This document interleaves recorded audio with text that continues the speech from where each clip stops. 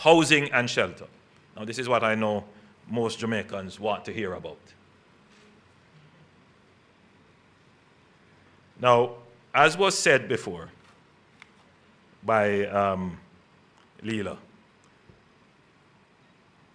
this is the largest devastation in the recent history of Jamaica, certainly in our independence history.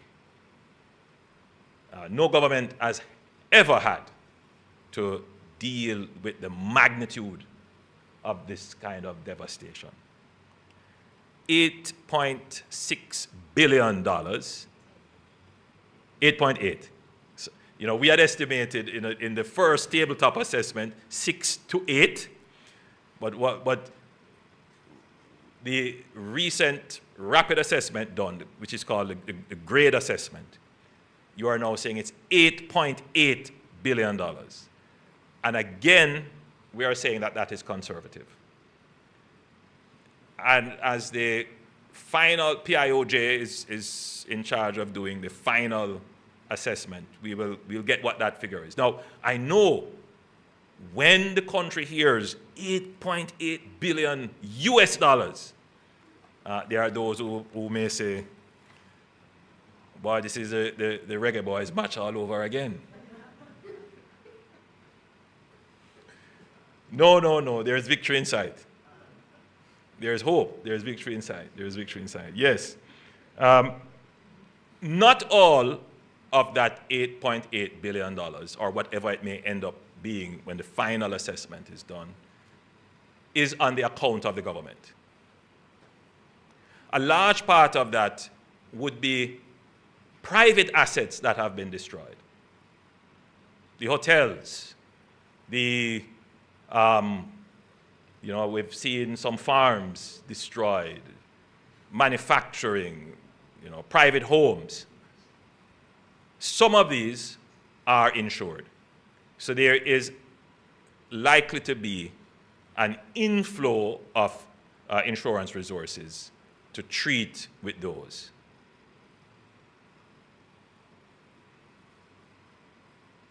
The residential structures that are destroyed, it couldn't be expected that the government will assist in the rebuilding and reconstruction of 150,000 homes. There are some Jamaicans who already have rebuilt their homes in terms of putting on their roofs, and they're not waiting on government. And they're going to go ahead and, they may not have it. They might very well be poor persons who just don't have it, but they are independent people and they're just not going to wait on government. They're going to go ahead and do what they can. And then there are those who simply do not have the resources to rebuild. And the government will have to assist in that. They simply just don't have it. So you have the two extremes. Those who are independent and who will move ahead, and those who are completely dependent on the resources of the state to assist. And then there are some in the middle who have some of it, but they need government's help to get them along the way. So that gives you the kind of shape as to how government will respond. For those who have it and are going to independently repair their homes, repair their businesses, government must not stand in the way. Accelerated processes for the rebuilding. For those who need partial help and support, we will have to have a system in place where the cases are properly assessed and there is a mechanism that provides the assistance. And then for those who definitely can't do it, don't have any support, then we will also have to consider, in addition to the rebuilding support, we have to consider some relief support for them. So in the first phase, the goal is to quickly stabilize households and make damaged homes livable with longer-term rebuilding plans, while longer-term rebuilding plans are put in place. And so this will include distribution of shelter kits, heavy-duty tarpaulins, shrink-wrap roofing solutions, and emergency repair materials. And that will be provided to those persons who, by our assessment, we know they definitely cannot rebuild. That assessment is underway. The Minister of Labour and Social Security has reported to me that they have done just over 16,000 assessments across the island so far. So you know they have a little way to go, but we're going to ramp up, as I said earlier, the core of assessors so that we can do this very rapidly. But remember when I spoke of the supply chain that JDF has established? We're going to use this supply chain to bring the materials in and to distribute them to those who are needed, in need. So it's a repurposing of the supply chain, as I had said, to now go and do this level of rebuilding and supporting the relief. We have examined pre-built, containerized modular solutions. And we have settled in our minds that this is appropriate for the Jamaican situation that we now have. There are different types, different versions, and so I've met with the NHD, and the NHD has provided us with a solution that they are presently working on. At a later stage, we'll go into more details, but the plan is for, in the initial phase, for the NHD to purchase 5,000 container homes. And those will be, some of them will be for sale. So with a program with the NHD, you will be able to purchase. Some of them will be used to build housing schemes, which you can purchase, and a portion of them will be made available through social housing.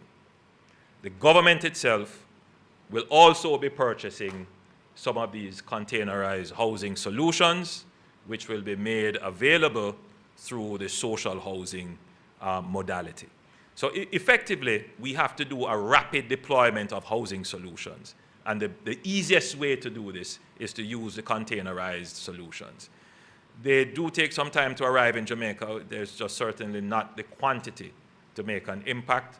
So we have met and discussed it. We have taken the policy decision that these can be used.